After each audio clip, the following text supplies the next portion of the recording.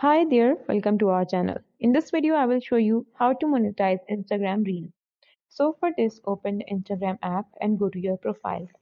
Now make sure that you posted some Reels here or some content and you have at least 100k followers here. Now first of all, go to Google and search for monetization available in your country.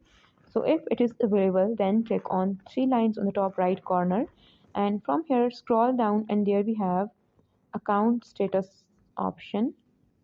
Click on it and there we have monetization. Click on monetization and from here you can view the monetization policies, content policies and community standards. So there we have branded content. So as you can see that you are currently unable to monetize as I don't have any branded content right now, and once you fulfill all these policies here, then you will be eligible for this. So in this way you can monetize your reels. If you found this video helpful, make sure to like the video and do subscribe to our channel. Thank you for watching. Bye.